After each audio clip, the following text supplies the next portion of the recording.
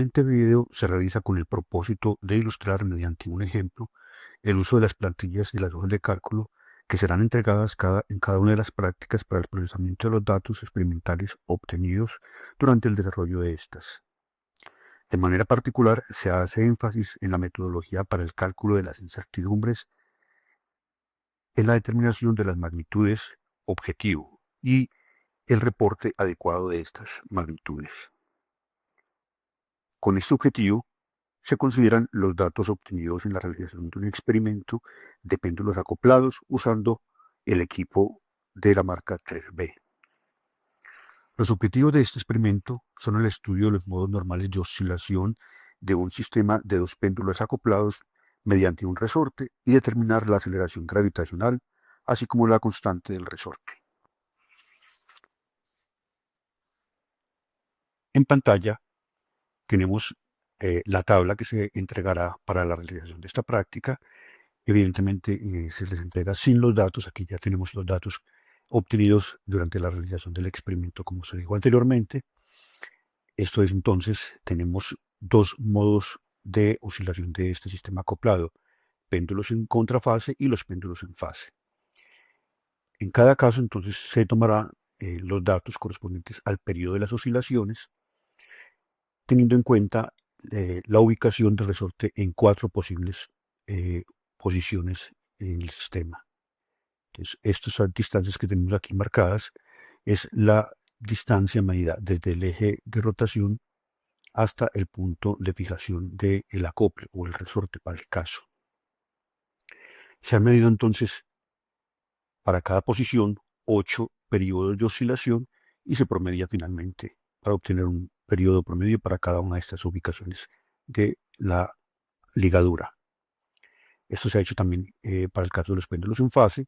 Ahora, teniendo en cuenta estos valores de estos periodos ya medidos experimentalmente en el desarrollo del experimento, se construye la tabla que tenemos aquí en la parte de abajo.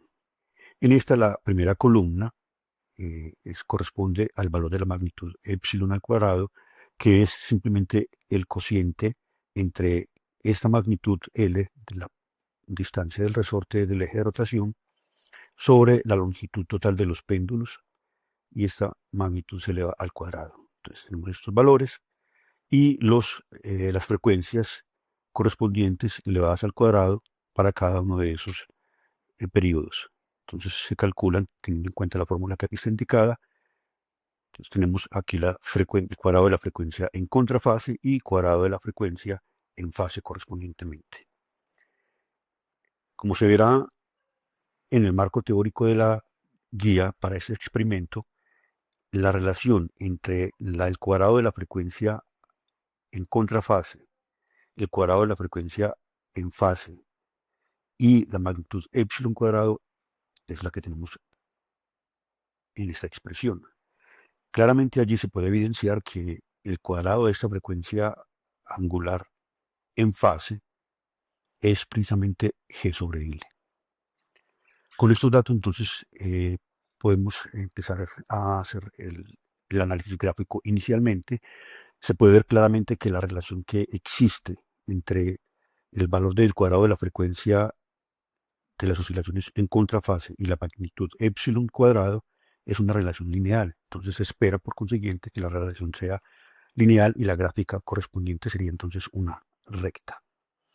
Entonces construyamos la gráfica. Inicialmente hacemos la gráfica para el valor, la relación de omega sub 2 al cuadrado versus epsilon cuadrado. Resaltamos los datos correspondientes, clicamos en la opción insertar gráfico y aquí se tiene. El tipo de gráfico que se debe elegir en estos casos, como es sabido por todos, debe ser de dispersión. Entonces un gráfico de dispersión, y como necesitamos también la gráfica correspondiente a la relación entre el cuadrado de la frecuencia en fase y epsilon cuadrado, pues entonces de una vez la podemos introducir aquí añadiendo simplemente la serie correspondiente. Como aquí no aparece, entonces clicamos en esta opción y resaltamos los datos correspondientes. Le damos a aceptar y aquí tenemos entonces la gráfica para esta otra serie. Vamos ahora a darle formato a esta gráfica. Para ello entonces nos vamos a personalizar y tenemos entonces aquí la opción para introducir el título de los gráficos o de la gráfica en el caso dado, de manera general, así como los títulos correspondientes a los ejes. Entonces, si elegimos el título inicialmente del gráfico, entonces podemos aquí poner el nombre, digamos que será del cuadrado de la frecuencia propia de oscilación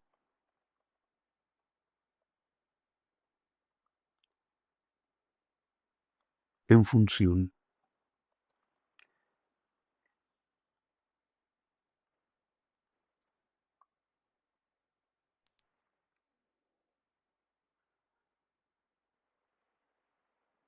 del cuadrado de la magnitud, escribámosla por ahora sí en palabras, epsilon.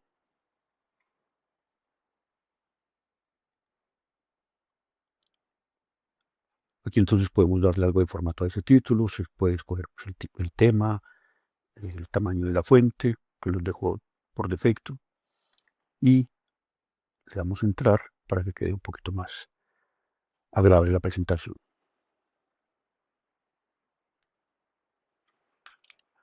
Ahora debemos entonces darle el nombre correspondiente a los ejes. Entonces vamos con el eje horizontal. En el eje horizontal entonces tenemos el cuadrado de epsilon.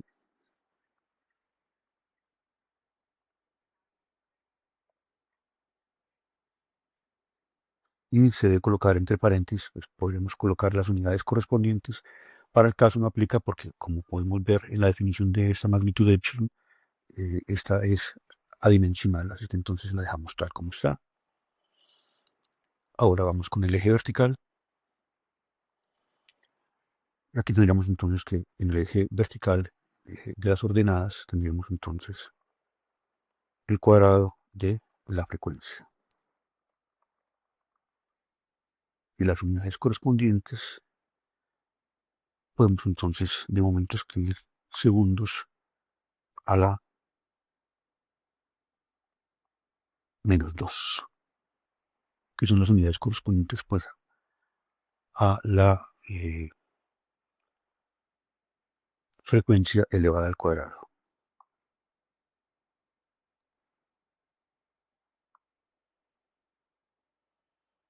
Muy bien, ya tenemos entonces este formato listo. Ahora vamos a ver lo que necesitamos. Entonces, como lo que tenemos es un gráfico de dispersión, necesitamos ahora establecer cuál es la tendencia. Entonces le pedimos al software que nos ponga una línea de tendencia lineal, porque estamos buscando precisamente una relación lineal que nos incluya el factor de correlación, R cuadrado, y además que nos incluya la ecuación para cada una de estas.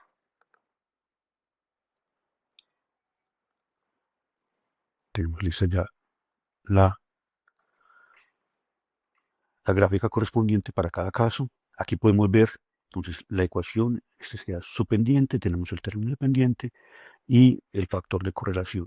Este factor de correlación, observen que para el primer caso, para el cuadrado de la frecuencia en contrafase versus el cuadrado de epsilon, encontramos que este factor es aproximadamente 1, es decir, la correlación, la dependencia entre esas dos magnitudes es muy fuerte, o sea, la hipótesis es correcta entonces. En el segundo caso vemos por el contrario que esto es aproximadamente 0. Ya se podrá establecer cuál es la interpretación de ese hecho. Evidentemente, eh, de momento solo podemos decir si es aproximadamente 0, entonces es justamente lo contrario que acabamos de afirmar aquí. Esto es, no existe una relación fuerte, una dependencia fuerte entre esas dos magnitudes. Es decir, al caso, podría uno pensar, bueno, entonces como el epsilon está determinado por la posición del resorte, entonces pareciera que el valor de esta frecuencia no depende, cuando los péndulos están oscilando en fase, de la posición del resorte. Ese es el análisis que podemos hacer con base en la gráfica. pero como el objetivo, como se mencionó anteriormente, es medir la aceleración gravitacional y la constante de fuerza del resorte, y por supuesto se debe reportar cada uno de estos datos con su correspondiente incertidumbre, pues entonces, debido a que estos parámetros son una estimación con base en las mediciones experimentales, entonces para establecer la incertidumbre de estas dos magnitudes, debemos establecer también la incertidumbre asociada con la determinación de estos parámetros de la recta de interpolación. Por ello, es necesario entonces recurrir a otra función en la que podamos obtener no solamente estos coeficientes como está indicado en la gráfica, sino que además podamos obtener los valores de las incertidumbres correspondientes de la pendiente y el término independiente. Para ello entonces está dispuesto en este formato esta gráfica donde aquí tiene una matriz para que introduzcamos la función correspondiente que nos entregará esa información deseada. La sintaxis de esa función, que se llama función de estimación lineal, es la siguiente. Entonces, estimación, observen aquí aparece. Esta función, en esa función se deben introducir 4 parámetros. El primer parámetro corresponde al rango de los valores de y. El segundo parámetro corresponde al rango de los valores de x. Y los últimos 2 parámetros son parámetros de valor lógico. Vamos en orden. Entonces introduzcamos el rango de los valores de y para la primera gráfica. Punto y coma para separar del siguiente rango. Tenemos el rango de los valores de x. Punto y coma. Y los últimos 2 parámetros he dicho que son de valor lógico. ¿A qué corresponden? O sea, de valor lógico significa entonces falso o verdadero. El primero de estos responde a la pregunta: ¿la recta corta al eje, es decir, posee intercepto? Si es así, entonces la respuesta es sí y por lo tanto el valor sería verdadero. En nuestro caso podemos ver que la recta evidentemente debe tener término independiente, que es este es el intercepto. Por consiguiente escribimos verdadero. Punto y coma. La segunda pregunta, para el segundo parámetro de valor lógico, es: ¿deseamos o no tener los estadísticos, los valores de los estadísticos adicionales, o solamente se requiere el valor de la pendiente y el intercepto? Porque dijimos anteriormente, sí es necesario obtener los demás estadísticos. Entonces, la respuesta es sí, por consiguiente, verdadero.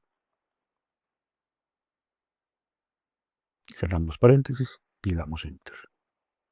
Entonces, como ustedes pueden ver, se llena la matriz que aquí teníamos resaltada. De eso entonces tenemos la pendiente y el intercepto. Observen que son los mismos valores que tenemos aquí en la gráfica. La incertidumbre en la medición de esta pendiente, la incertidumbre en la medición de este intercepto. Tenemos el factor de correlación, que es aproximadamente 1, como aquí lo destacábamos en la gráfica. Esto es el valor de la desviación estándar de los valores de y. Para nuestro caso no es de interés. Y estos son otros estadísticos que tampoco son de interés para el análisis que estamos realizando en este experimento. Muy bien. ¿Qué hacemos con esta información? Como ustedes pueden ver, entonces, esta es la pendiente que en esta ecuación corresponde con este factor. Quiere decir entonces que lo que debemos hacer básicamente es igualar este factor a este valor de la pendiente y de allí despejamos el valor de k, valor que obtenemos acá. Entonces tendremos igual y escribimos la fórmula correspondiente. Entonces el despeje nos dará que esto es. Al despejar, entonces tendríamos que k es igual a la masa que se encuentra en esta celda, es masa m, multiplicada por la pendiente, y esto dividido entre 2. Le damos Enter y ahí está el valor de esa constante. De nuevo, destaco el que observen aquí nos ha colocado un valor, que digamos la masa es igual a 1, entonces pongo 1. Se debe colocar la celda correspondiente, lo que me permite a mí verificar en cualquier momento si hay algo que parece no está bien, los datos no son, los valores que se obtienen no son los deseados. Entonces esto me permite a mí ir y verificar que toda la información esté correcta. Entonces simplemente mirando las celdas indicadas o incluso modificar los valores en esas celdas si hubiese un error en los datos consignados allí. Entonces obtenemos un valor de 413. De paso, adelantándonos un poco, podemos ver que ese valor es bastante aceptable comparado con el valor teórico que se está reportando, que es de 3.9, y aquí estamos obteniendo 4.3. Calculamos ahora la incertidumbre. Como encontramos que esta constante se determina por la pendiente de la recta de interpolación y la masa, pues entonces las fuentes de incertidumbre en la medición de esta magnitud son precisamente esas dos. Entonces, la medición de la masa y la determinación de la pendiente de la recta de interpolación. Entonces, se usa la fórmula que aquí tenemos indicada. Introducimos la fórmula, entonces tendríamos el valor experimental de la pendiente, que es este, lo multiplicamos por la raíz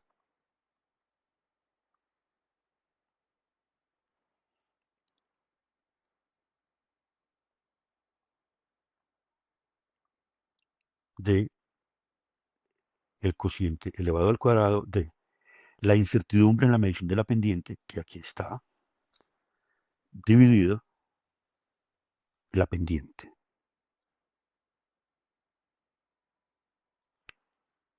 A esto le sumamos nuevamente entonces el cuadrado del cociente entre la incertidumbre de la medición de la masa, que ya se había calculado previamente, aquí se encuentra, esto dividido la masa de los péndulos.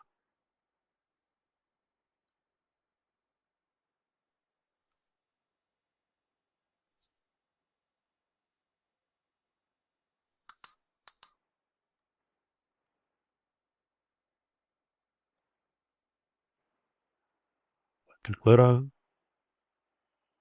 y nos falta un paréntesis, debemos tener cuidado con ello, le damos enter y aquí tenemos la incertidumbre obtenida. Las unidades aquí están establecidas. Deben tener en cuenta que las unidades de la incertidumbre son las mismas unidades de la magnitud misma, ¿no?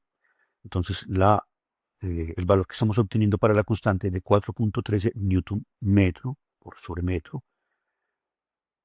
y la incertidumbre asociada es de 0.127 newton por metro.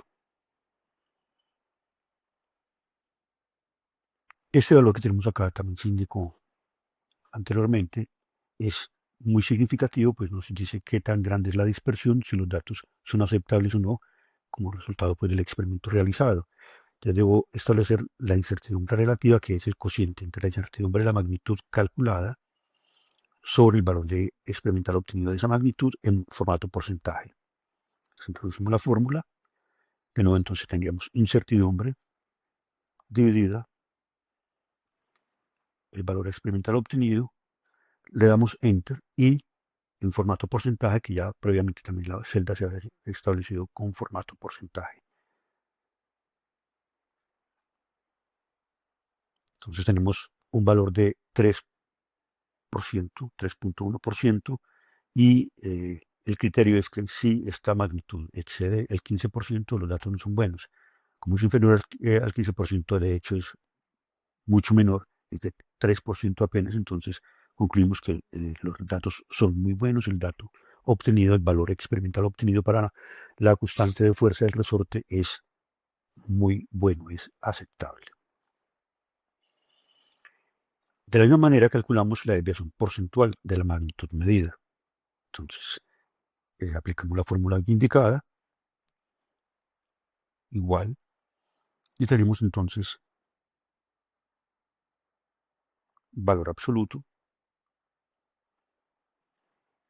de el valor experimental obtenido menos el valor teórico, aquí se encuentra, dividido este mismo valor teórico y esto en formato porcentaje, lo que nos da 5.9%. De nuevo, el criterio aquí es verificar que esta desviación porcentual debe ser inferior al 20%. Encontramos pues que esto nos da aproximadamente el 6%, por lo tanto, en ese sentido también la práctica es exitosa. Procedemos ahora con el cálculo de la aceleración gravitacional.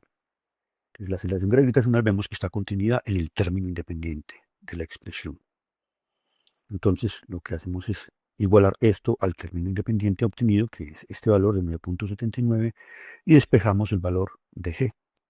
Entonces, esto nos dará que es entonces, el término independiente obtenido multiplicado por la longitud del péndulo, que aquí está, es la celda correspondiente, le damos Enter. Lo que nos da entonces un valor de 9.79, que evidentemente si consideramos que es 9.8 aproximadamente, pues tenemos también un valor muy bueno experimentalmente obtenido de la aceleración gravitacional terrestre. Calculemos incertidumbre. De nuevo, encontramos entonces que esta aceleración gravitacional depende de estos dos parámetros, depende de la longitud y depende del término independiente de la recta de interpolación. Entonces, por esa razón, se debe establecer dicha incertidumbre en términos de las incertidumbres de esas dos magnitudes, como aparece aquí en la expresión. Traduzcamos entonces la fórmula. Decimos valor experimental multiplicado por la raíz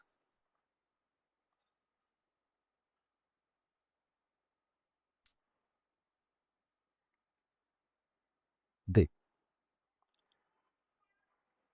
el cociente elevado al cuadrado de la razón entre la incertidumbre en la medición del término independiente y el valor del término independiente. A esto le sumamos el cuadrado de la razón, cerramos aquí una vez paréntesis para no olvidarlo, de la razón entre la incertidumbre en la medición de la longitud, también calculada previamente, y la longitud total del péndulo. Ya está, le damos Enter y tenemos aquí la incertidumbre asociada con esa magnitud. Igual que acá, entonces, calculamos la incertidumbre relativa, esto es entonces igual a el cociente. Aquí no se lo sugiere de una vez la hoja de cálculo, es correcto, entonces le podemos dar Enter. Nos da entonces un valor de una incertidumbre relativa para G de 1.57 comparado con el 15% que es como el límite. Entonces podemos ver que es 10 veces menor que ese límite, lo cual significa que entonces es un valor muy bueno. Ahora calculamos la desviación porcentual nuevamente, introducimos la fórmula correspondiente.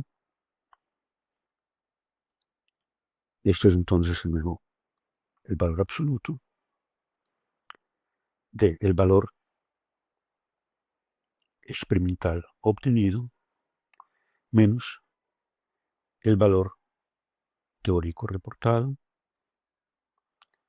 y dividido este valor teórico en formato porcentaje, nos da entonces una desviación porcentual del 0.2%. Es excelente, simplemente es casi que coincide con el valor esperado.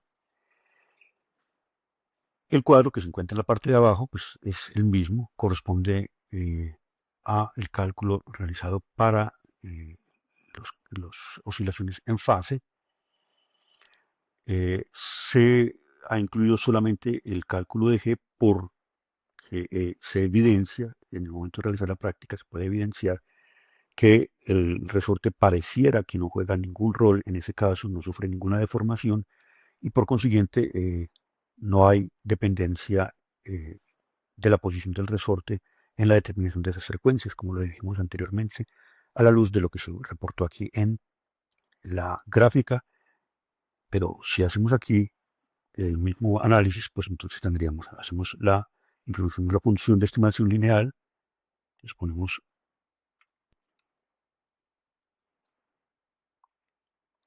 estimación lineal. De nuevo entonces tomamos rango de los valores de Y, son estos, punto y coma, rango de los valores de X, son estos, punto y coma, y, tal como en el caso anterior, pues entonces verdadero y verdadero.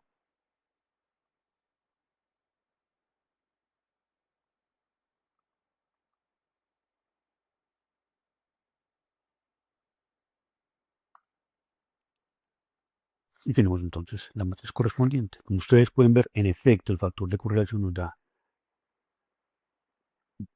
muy cercano a cero, lo que nos indica entonces que no hay relación entre esas frecuencias y la posición del resorte en el sistema acoplado. Entonces, por esta razón, este análisis solamente nos sirve para calcular la aceleración gravitacional, dado que el que no exista relación alguna entre esa posición del resorte y las frecuencias, pues entonces implicará que no podemos a partir de esto obtener el valor de la constante. Pues vemos que la gráfica es precisamente, o sea, la pendiente, observen, es prácticamente cero también, es decir, es constante, o sea, no depende entonces de esa posición. Entonces solamente nos daría este término independiente y esto nos daría entonces cero. Entonces calculamos G, tal como se hizo ahora, usamos la fórmula, entonces tendríamos que esto es el término independiente multiplicado por la longitud. Término independiente, multiplicamos por la longitud L, y ahí tenemos el valor. Entonces aquí se obtiene un valor un poquito peor al que se obtuvo acá. Calculamos la incertidumbre relativa. Esto será entonces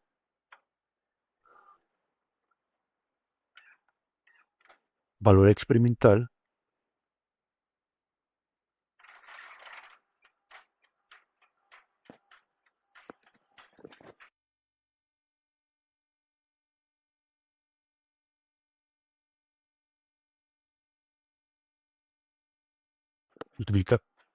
multiplicado por la raíz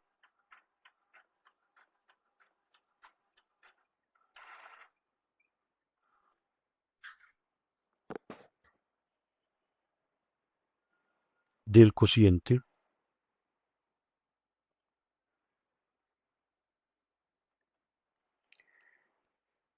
de la incertidumbre de B sobre B más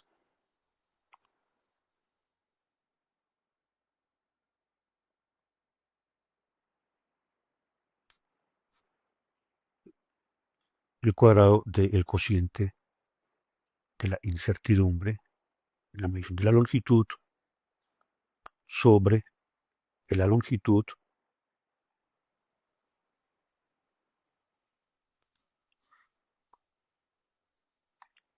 y obtenemos entonces la incertidumbre correspondiente. Calculemos ahora la incertidumbre relativa. Entonces nuevamente es el cociente de la incertidumbre de la magnitud medida sobre la magnitud y en formato porcentaje. También muy pequeña, como pueden ver, son valores suficientemente buenos. Y por último, la desviación porcentual. Esto nuevamente es entonces valor absoluto de la diferencia entre el valor teórico, valor experimental y el valor teórico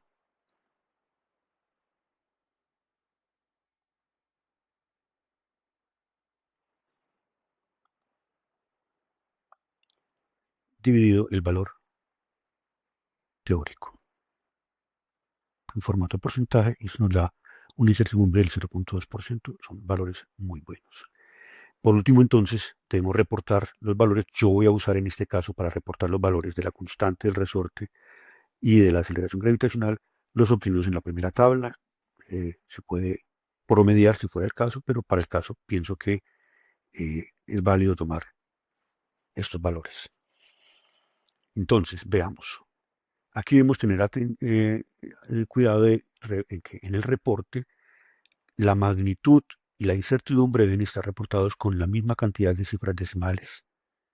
Entonces, esto, pues, si lo miramos en notación científica, podríamos, cifras significativas son 3, aquí también tenemos 3, sin embargo, utilizamos la misma cantidad de cifras decimales, o sea que aquí redondearíamos este a 3 para dejarlo en 13. Veamos el dato teórico, ¿cuál es? O sea, el dato teórico está dado con una sola cifra decimal, entonces debemos redondear a una cifra decimal, sería más apropiado. Entonces, redondeando esto a una sola cifra decimal, esto nos daría 0.1, ¿no? Entonces, significa que sería 4.1 más o menos 0.1 newton por metro. Aquí están ya las unidades. Esto no se puede omitir nunca, las unidades. Entonces aquí no hay que escribirlas porque ya las hemos puesto aquí adelante. Y para la gravedad, pues tenemos exactamente lo mismo. La gravedad teórica está reportada con 3 cifras decimales. No es muy usual, pero en este caso pues tenemos 3 cifras decimales. Entonces, pero los datos nuestros nos dan 2 cifras decimales. Entonces utilicemos esas 2 cifras decimales. O sea que si lo redondeamos también a 2 cifras decimales nos da 0.15. Y aquí tendríamos entonces 9.79 más o menos